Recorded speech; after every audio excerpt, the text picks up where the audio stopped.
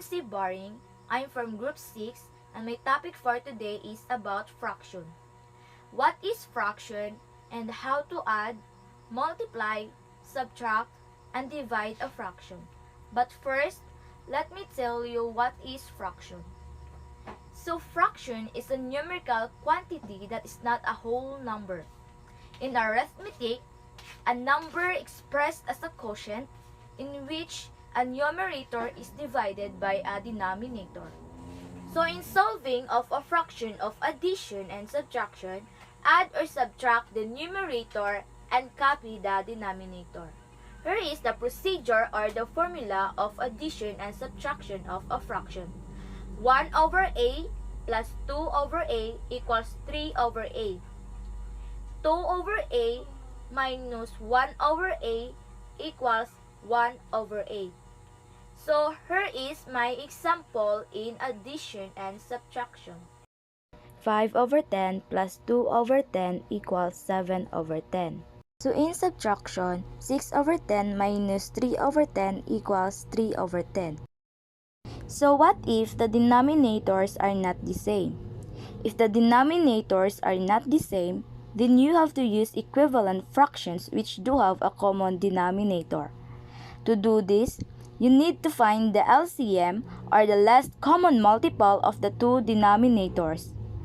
To add and subtract a fractions with unlike denominators, rename the fractions with a common denominator.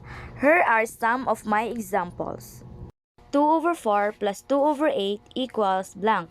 To find the LCM of 4 and 8, you will add them according to the given number. For example is 4. So 4 plus 4 equals 8, plus 4 equals 12, plus 4 equals 16, plus 4 equals 20, and so on and so forth. Same as 8. So the LCM of the both numbers is 8. We have now the LCM which is 8. So 2 over 4 plus 2 over 8 equals 4 over 8 plus 2 over 8 equals 6 over 8.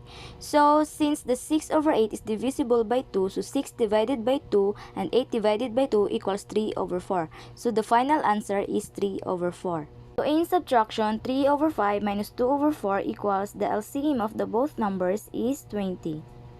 We have now the LCM which is 20. So 3 over 5 minus 2 over 4 equals 12 over 20 minus 10 over 20 equals 2 over 20. Since the 2 over 20 is divisible by 2, so 2 divided by 2 equals 1 and 20 divided by 2 equals 10. So the final answer is 1 over 10. There is also another way in solving a fraction with different denominator. 3 over 5 plus 4 over 7. First, let us multiply the denominator. So 5 times 7, so we have the denominator 35. Next is multiply 3 times 7 equals 21. Then copy the plus sign. So next is 5 times 4 equals 20. So we have the answer 41 over 35. In subtraction, we have 7 over 8 minus 2 over 9. Multiply first the denominator which is 8 and 9. So 8 times 9 is equal to 72. Then cross multiply 7 times 9 is equal to 63 minus 8 times 2 is equal to 16. So the answer of 63 minus 16 over 72 is equal to 47 over 72. So 47 over 72 is not divisible by 2 nor divisible by 3. So the final answer is 47 over 72. So in multiplication, multiply the numerator of the terms, multiply the denominator of the terms, and simplify. The procedure is 1 over a times 2 over a equals 2 over e squared. So here are some of my examples in multiplication. So we have 4 over 5 times 2 over 3 equals 4 times 2 equals 8. Then 5 times 3 is equal to 15. And now I will discuss how to multiply mixed numbers with improper fraction.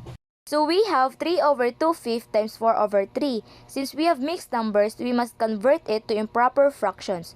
We must multiply and add the mixed numbers 3 times 5 is equal to 15 plus 2 is equal to 17.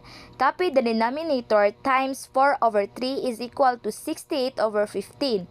Or 68 divided by 15 is equal to 4 and 8 over 15. So end division, get the reciprocal of the dividend and proceed to multiplication. The procedure or formula is 1 over a divided by 2 over a equals 1 over a, divided by a over 2 equals 1 over 2. So here are some of my examples in division. So we have 2 over 5 divided by 4 over 7. First, we must get the reciprocal of the dividend, which is 4 over 7. So our final equation is 2 over 5 times 7 over 4. Then multiply 2 times 7 is equal to 14. 5 times 4 is equal to 20. 14 over 20 is divisible by 2. So 14 divided by 2 equals to 7. Then 20 divided by 2 is equal to 10. So our final answer is 7 over 10. Next one is 5 over 10 divided by 2 over 5. Again, we must get the reciprocal of the dividend, which is 2 over 5. So our final equation is 5 over 10 times 5 over 2. So 5 times 5 is equal to 25. 10 times 2 is equal to 20. 25 over 20 is divisible by 5. So 25 divided by 5 is equal to 5. Then 20 divided by 5 is equal to 4.